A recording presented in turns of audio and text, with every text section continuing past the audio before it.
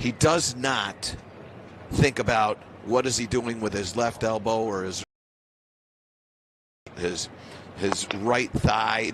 None of that. He said his brain sends a message to his hands, and his hands just get the job done. He's a gifted player who really hasn't ever been conventional. It's not like he's gone through a textbook of golf swing positions. This is a guy who just feels it. It's art. Yep. And it's all art. We talk about how helpful it is to have the alignment rods for the general public and for most of these players. They would not help Bubba. He would be confused to see lines going way to the right here, way to the left there. I mean, you're a baseball guy, Michael. I know that was one of your favorite sports growing up. Yep. Baseball, tennis, and golf. How do you think this guy would do throwing a curveball? I think he would be a crafty pitcher. You probably won't remember this pitcher, Randy Jones, who pitched for San Diego many years ago, and it was never high speed. If he got to 80 miles an hour, he was throwing it as hard as he could, but the ball was constantly diving and dipping all over the place. He was painting the corners, getting you to swing at bad pitches. That would be the way that I think Bubba would kind of artistically throw the ball. He would not be a guy that's going to be like a Goose Gossage, that's just going to get in there and throw a fastball as hard as he possibly Goose Gossage just got a name drop. That's great. Oh, and I would say the fielders would be very confused as well, because based on his feet, you'd be saying, let's shift everybody to right field, and then boom, he goes the opposite way to left. Let's take a closer look. Yeah, nice wide takeaway, as Michael was talking about, a long lead arm at this point, but keep an eye on those feet. Narrow stance, hands back through past the ball first, and he gets a little spin here. A lot of movement. Again, not that stable base that most players should strive for as you're picking up the game. Just tremendous feel. You're not going to see a lot of things that are conventional about this man. Nope. And that includes the grip. I mean, if his hands are the single biggest engine in this golf swing, right, then you're going to see his grip accommodate whatever shot he wants to hit. Moves the ball around, moves the grip around.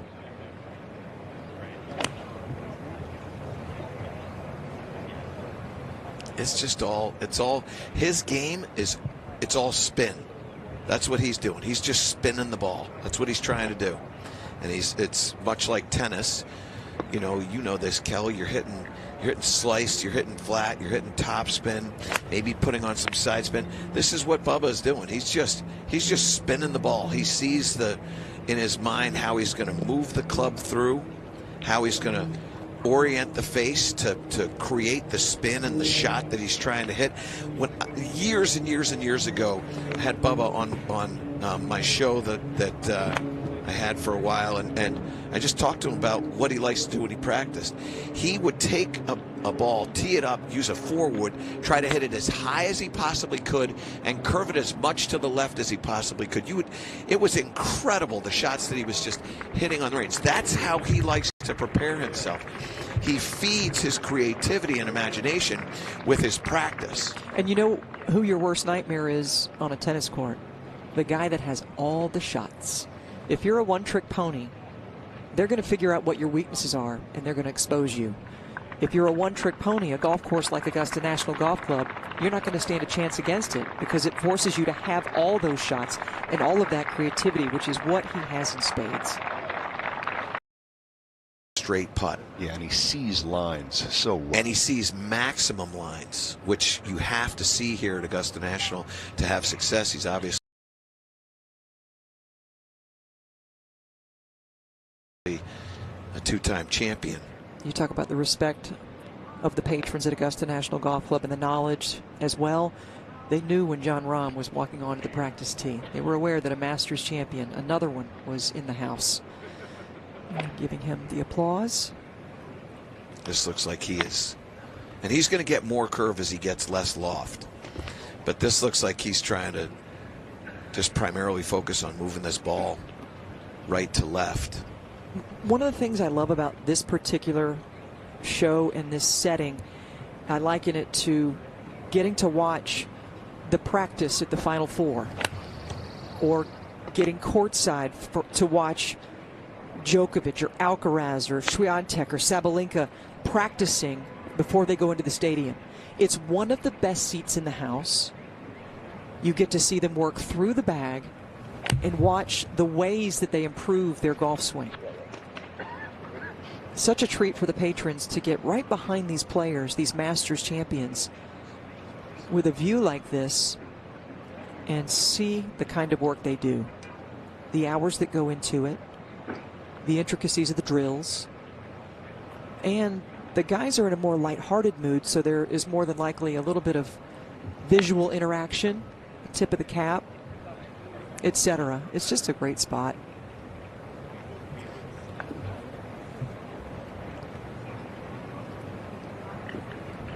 We talk about the curving of the golf ball, the imagination, the artistry, seeing tunnels that other golfers might not see, especially around Augusta National Golf Club. You know, he didn't handle his golf ball well here at the 10th in a playoff back in 2012.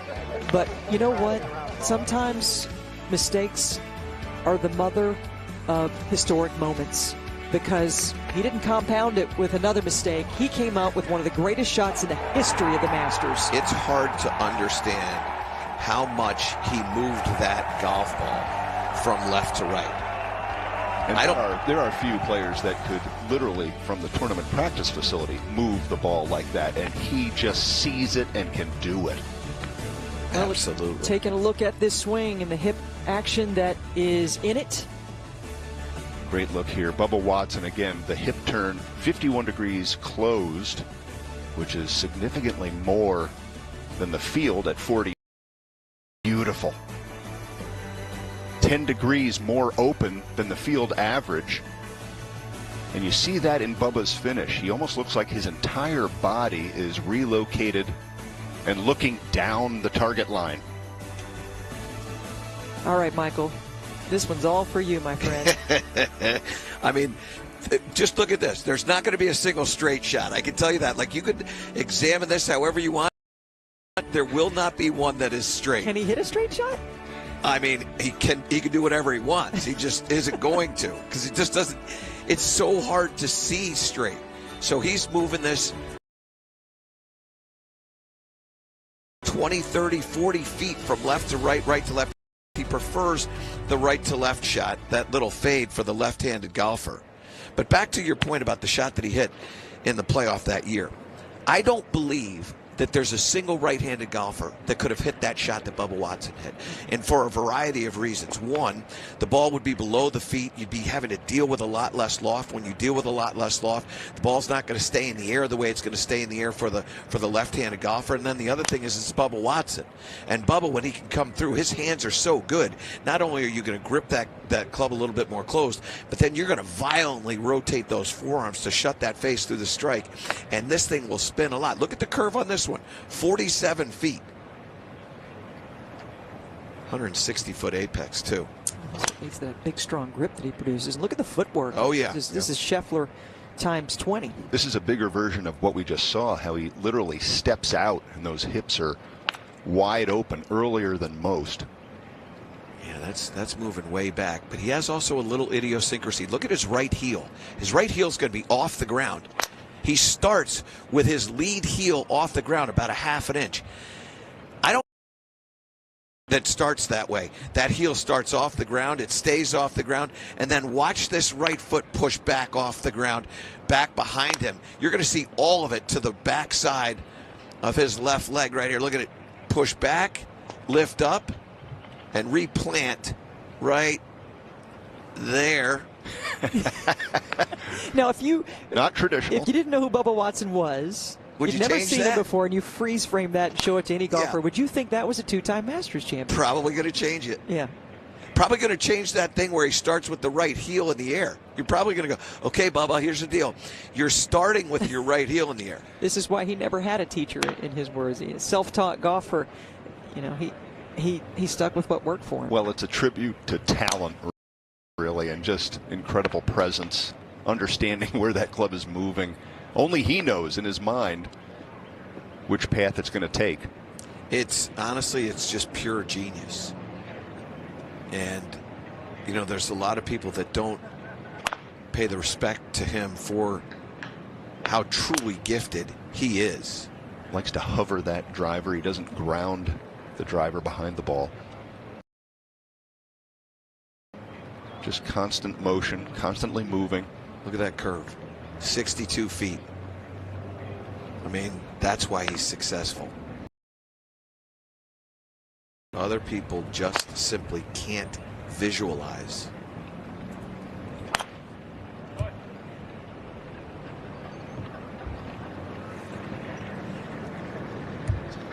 Let's not forget he's 46 years old and still moving it like that.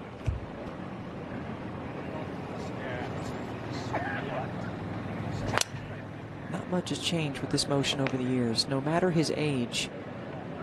Look at this thing. This is awesome to watch. 2 feet to curve.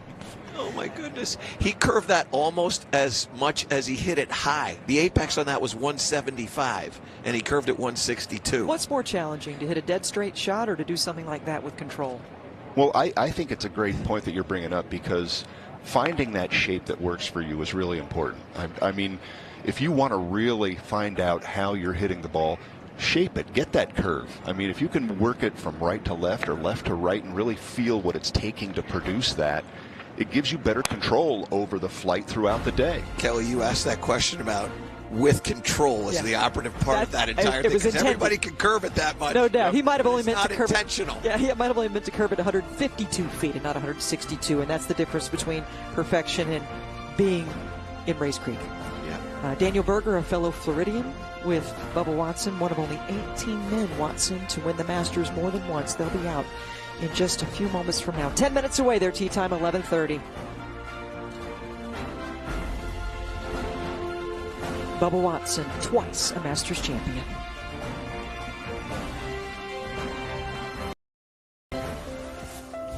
Congratulations, Bubba. Thank you. We're very proud of you. Thank you very much. It doesn't matter what the material is, what color it is. It's the best feeling in the world to try to win a tournament like that, of that magnitude, and actually do it, not just a dream, and put it on. It felt like the best jacket I've ever put on in my life, the best color I've ever seen in my life. I mean, everything about it was perfect. It's better than I've ever imagined or dreamed. So yeah, putting it on, I mean, it went on so perfect. And they were like, is this the right size? And I was like, I don't care, this is the perfect size. Just leave it like it is. Let's just stay with this one. Once you put it on, you don't want to take it off. Tell you, there's no one who plays the game the way he does. You're looking at a creative golfing genius.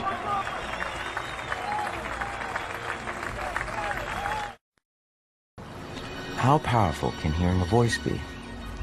Hey Rosie, remember, deep breaths and try not to aim for the sand. They're all yours, kiddo. I can't wait to see what you do with them. I think about that day all the time.